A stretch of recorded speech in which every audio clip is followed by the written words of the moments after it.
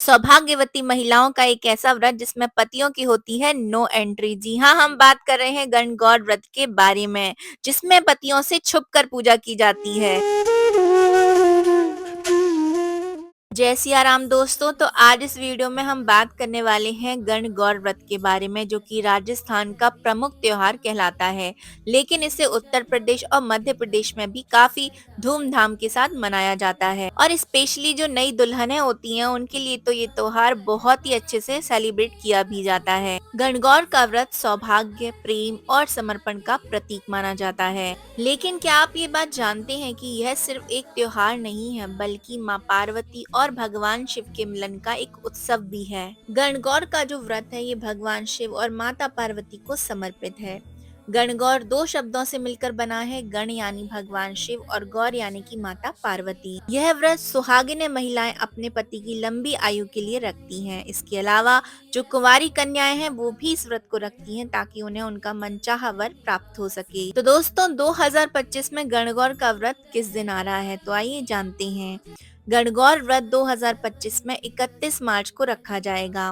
वैदिक पंचांग के अनुसार चैत्र शुक्ल तृतीया की तिथि जो है वो 31 मार्च को सुबह 9:11 बजे से शुरू हो जाएगी और 1 अप्रैल को रहेगी 5:42 तक। तो उदया तिथि के अनुसार 31 मार्च को ही यह व्रत किया जाएगा। गणगौर व्रत की पूजा के लिए मिट्टी से भगवान शिव और माता पार्वती की मूर्तियां बनाई जाती हैं। इस दिन माता पार्वती को श्रृंगार सामग्री अर्पित भी की जाती है। सबसे पहले माता पार्वती को रोली कुमकुम से तिलक किया जाता है और भगवान शिव का चंदन से किया जाता है।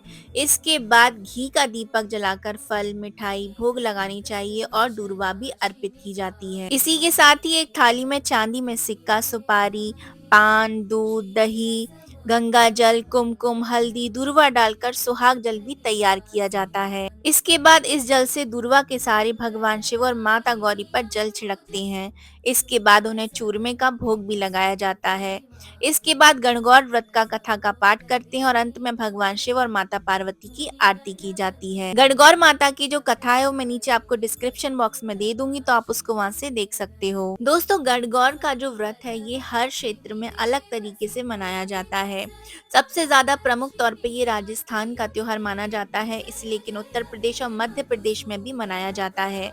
लेकिन हर क्षेत्र के जो रीति रिवाज होते हैं वो अलग अलग होते हैं। रीति रिवाज जरूर से अलग हो सकते हैं, लेकिन भगवान शिव और माता पार्वती की पूजा करने की जो आस्था है वो सबकी एक समान ही होती है। पुराने समय में मेवाड़ की महारानियां और राजकुमारियां भी यह व्रत रखती थीं, ताकि उनके पति का जो शासनकाल है वो दीर्घायु और समृद्धशाली भी हो। इस दिन महिलाएं पूरा 16 श्रृंगार करके माता पार्वती की पूजा अर्चना करती हैं और माता पार्वती से अपने सुहाग की लंबी उम्र के लिए प्रार्थना भी करती हैं।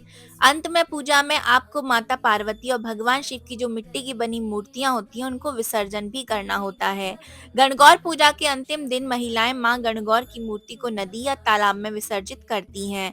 ऐसा माना जाता है कि माता पार्वती अपने पति भगवान शिव के साथ कैलाश पर्वत पर लौट जाती हैं और अगले साल फिर अपने भक्तों को आशीर्वाद देने के लिए पधारती हैं। इस पूजा की खास बात यह होती है कि इसे पति से छुप कर किया जाता है।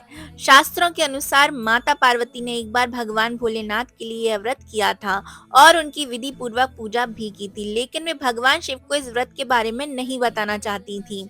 भगवान भोलेनाथ ने माता पार्वती से इसके बारे में जानने की कोशिश भी की, लेकिन उन्होंने नहीं बताया। वे गुप्त रूप से इस व्रत को पूर्ण करना चाहती थी। इस कारण से सुहागिन महिलाएं गणगौर व्रत और पूजा गुप्त रूप से ही करती हैं, ताकि पति को इसके बारे में जानकारी ना हो। सौभाग्यवती स्त्रियों को यह व्रत करने से अखंड सौभाग्य की प्राप्ति होती है। जो महिलाएं निसंतान होती हैं वे यह व्रत करें तो उन्हें संतान सुख की प्राप्ति भी होती है। कुंवारी कन्याओं को मनचाहा और संस्कारी वर भी मिलता है। पति पत्नी के बीच प्रेम और विश्वास भी बढ़ता है इस व्रत को करने से। दोस्तों, गणगौर व्रत सिर्फ एक परंपरा नहीं है, बल्कि स्त्रियों की श्रद्धा और समर्पण का प्रतीक है। यह व्रत स्त्रियों को मानसिक शक्ति, आत्मनिर्भरता और अपने पति के प्रति प्रेम को और अधिक गहरा करने का अवसर भी देता है। गणगौर पूजा व्रत की पूरी विधि मैंने नीचे डिस्क्रिप्शन बॉक्स में डाल दी है, तो आप उसको वहां से देख सकते हो। तो ये थी मेरी छोटी-सी इन्फॉर्मेशन गणगौर पूजा व्रत के बारे में। ये आप सबको कैसी लगी है कमेंट बॉक्स में ज़रूर से बताइएगा।